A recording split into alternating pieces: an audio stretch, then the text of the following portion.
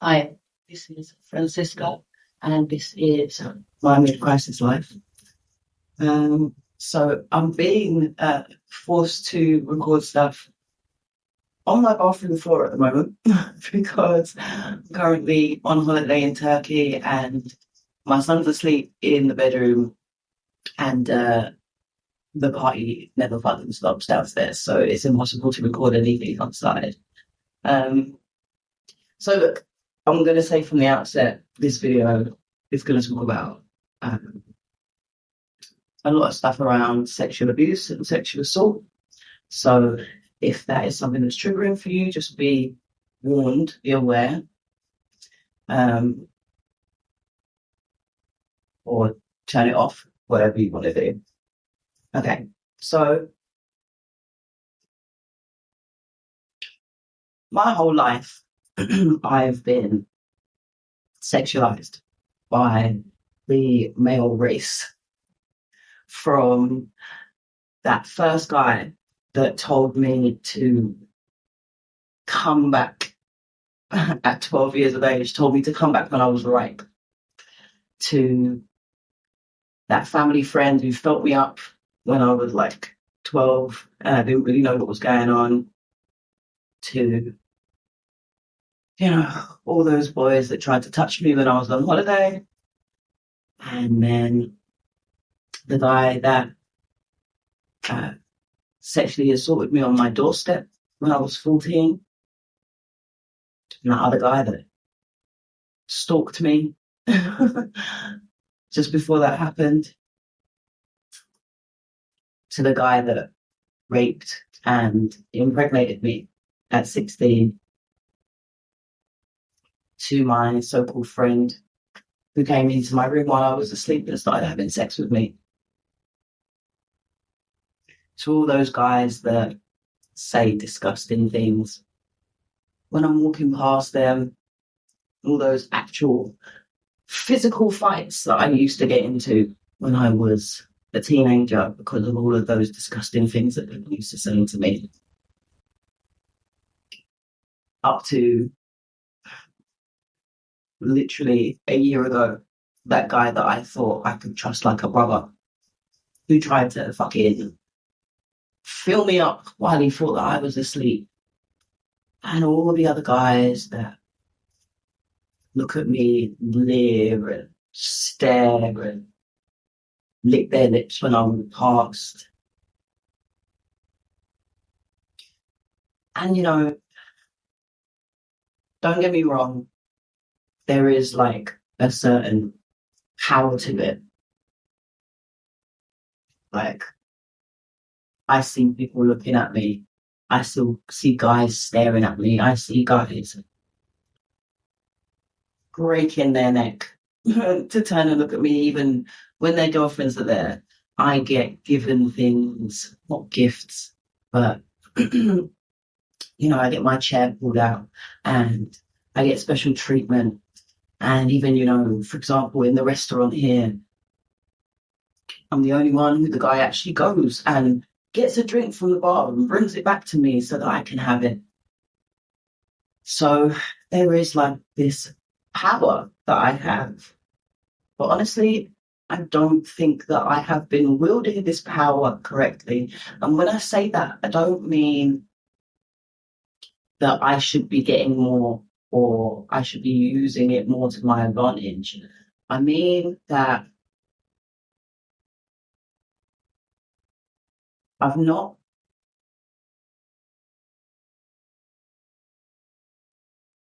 used this power in a way that empowers me, And I talk about guys that are with their girlfriends that still want to look and stare and stuff. And the thing is, it's like, okay, when I talk about using this stuff for my empowerment, I mean, like, I don't want to settle for anyone. Yeah, this is why I've been celibate basically for the last 4 years. Like, I'm practically a born again virgin at this point, right? And I'm not suggesting that the people that I see have settled. I don't know what their situation is. Maybe they have the most amazing guy in the world, and this is why they're with them, right? But I guess the point is that they still have someone, you know? I don't. I don't have anybody. And all of this has come about because, okay, so I'm in Turkey, and as you do, I made a decision that I was going to go and have a Turkish bath, right? And for anyone that's not had it, basically, you go into this big room where there's loads of water, and these women, they clean your skin, they scrub you down, they throw water all over you, then they throw all these bubbles all over you, and they clean your whole skin, right? Front and back, they clean everything. And then afterwards, you go and you have a massage. Okay. So while this woman was cleaning me down, I was thinking in my head, like, well, she does not give a fuck. Like, she's literally touched my vagina about 5 times. She doesn't care. And I was thinking, okay, if she doesn't care, why do I care? Like, she's just doing her job. She's going through the motions, right? And I thought, okay, maybe it's me that's just a little bit uptight, right? Maybe I need to stop sexualizing myself, right? So after that happened, I then went and had a massage, and massage was really, really good. This guy is a masseuse and he's a chiropractor. And as I was lying there, I was thinking to myself, is it me? Is it me?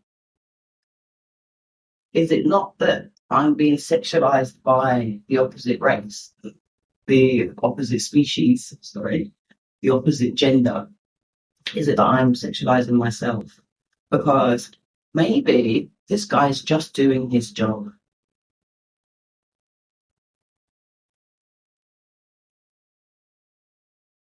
And I was thinking to myself, you know what? Maybe just enjoy it. Maybe just enjoy the sensation of what's going on. So I was thinking about that. And then after the massage, he said to me, hey, listen, you've got some issues here, here, and here, right? Come back, I'll give you a deal. Come like 2, 3 times while you're on holiday. And by the time you go home, everything should be fine. I was like, okay, cool. So 2 days went past and I went back. And again, I had another really amazing massage. And while I was having this massage, again, I was lying there and I was thinking, is it right that I don't feel comfortable in this moment in time? Is it just me that is the issue here?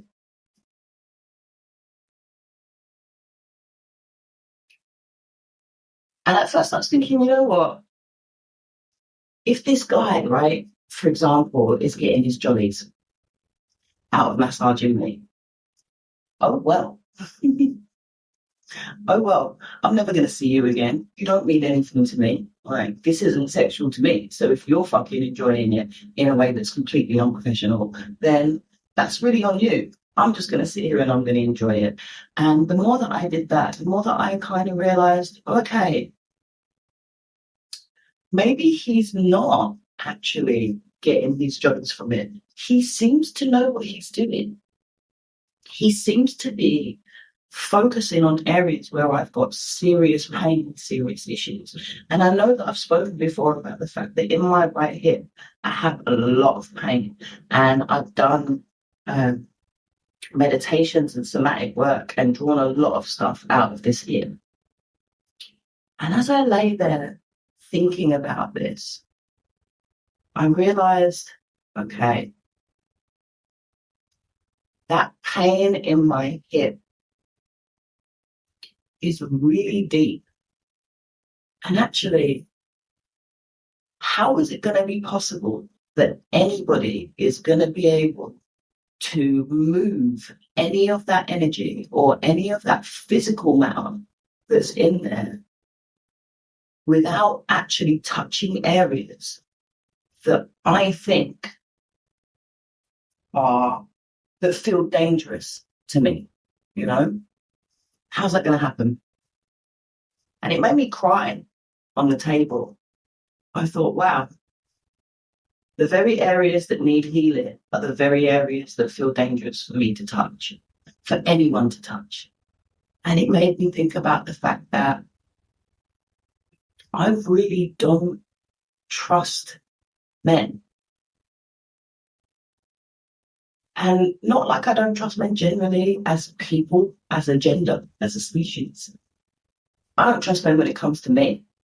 I don't trust that their intentions are pure, that their intentions are good, and therefore I cannot engage in any kind of healing process with a guy because the areas that need to be healed feel dangerous to me. It feels dangerous for anybody to be close to them because I don't trust them. So I was thinking about all of this while my massage was happening. And I thought, Fran, just let it go. Let it go. Let him do whatever it is that he needs to do, because he has identified that there is pain, whether it be physical or energetical, in these areas. So I was like, cool, I'm just going to let it happen. And I felt really empowered. And I felt more free, and I felt more trusting of being able to put myself in a situation to heal all of this sexual trauma that I've had. So yeah, I let it go. And then afterwards, after the massage, the guy then proceeded to ask me out. Then proceeded to ask for my Instagram, proceeded to ask if he could take me on a date. And me, like stupid fucking victim that I am, didn't say, no, that's not very professional.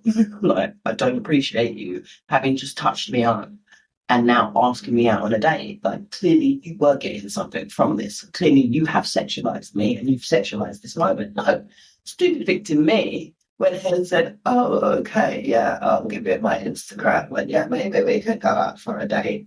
Even though I don't want to go out for a date with this guy. And now I feel completely uncomfortable. I've got 2 more massages with him. 2. Fuck. And I'm like dreading going down there. And as I was lying in bed last night thinking about this,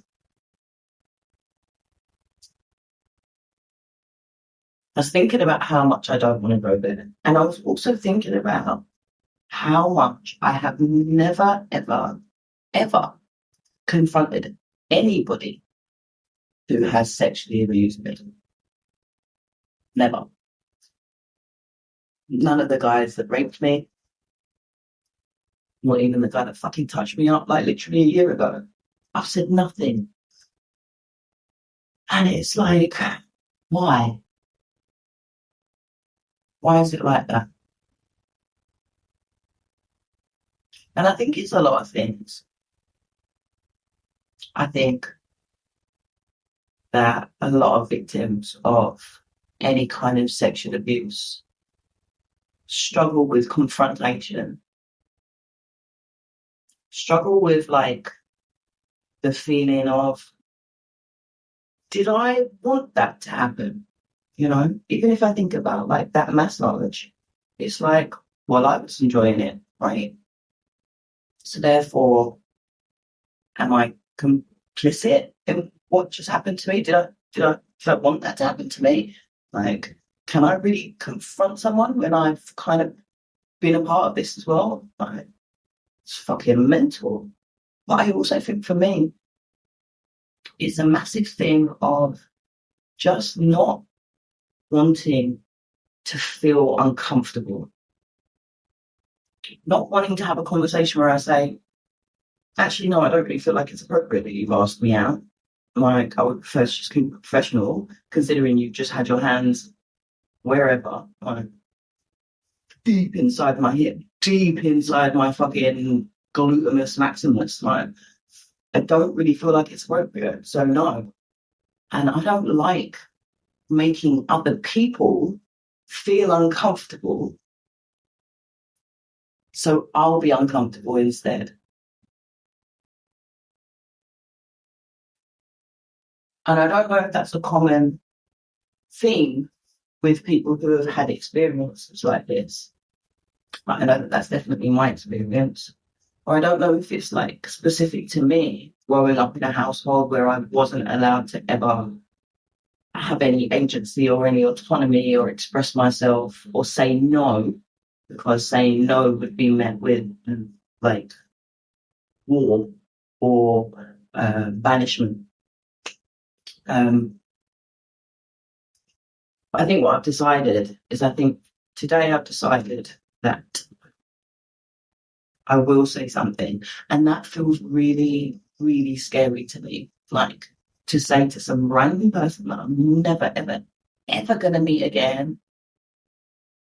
Yeah, no, I don't really want to go on a date with you. Thanks very much. And I think I'm just going to ask you to be professional in your job, which is like the most reasonable request ever. But it does feel really scary to me. But I think that it's finally important to take this very small step in what is a very safe area, like a safe remit, to then begin to implement that more and more in my life and more with the people that are around me and the men that leer at me or the guys who say disgusting things about how they want to fuck me and where they want to fuck me and what position they want to fuck me in. You don't even know me, literally just walk down the high street and you feel like it's okay to say that sort of stuff to me.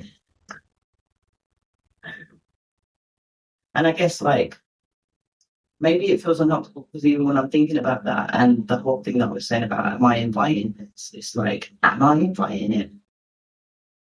When I got attacked on my doorstep by this boy who had his hands everywhere and I literally forgot my own name, I couldn't even scream, I couldn't scream for help, it was really scary. The first thing that my dad said when the police turned up and I had to recount the entire thing in front of my dad and my brother, which is a horrific thing to have to do. When the police had left, the first thing my dad said to me was, well, if you weren't dressed like that, then, boys wouldn't be trying to come and fucking shove their hand in your pussy while you're just trying to open the door to get in your house. And I think there's a big part of me that feels like real high levels of shame about the things that have happened to me because I deserve it or because I was asking for it. Or as I said before, because I was complicit in it somehow. And I think that feeling of complicitness makes me feel like it's my responsibility, which is why I don't want to feel awkward. Which is why I don't want the other person to feel awkward because it's not their fault, it's my fault, right? But I think that if I can do this in this like very limited, like kind of vacuum of a scenario, then there's probably a stronger likelihood that I'll be empowered elsewhere. So yeah, wish me luck. Okay. So with all of that in mind, something that I'm grateful for.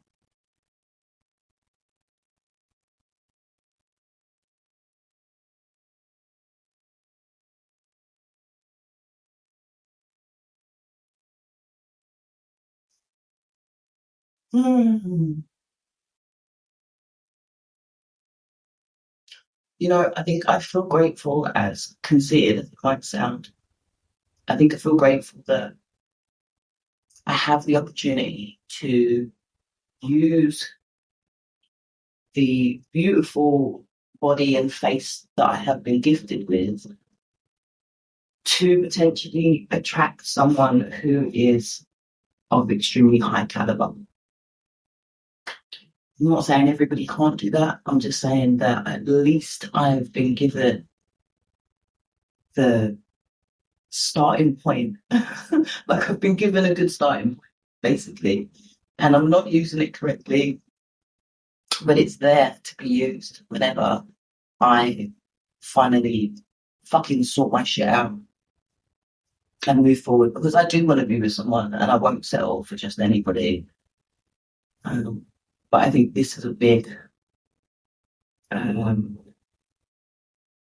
a big block to making that happen.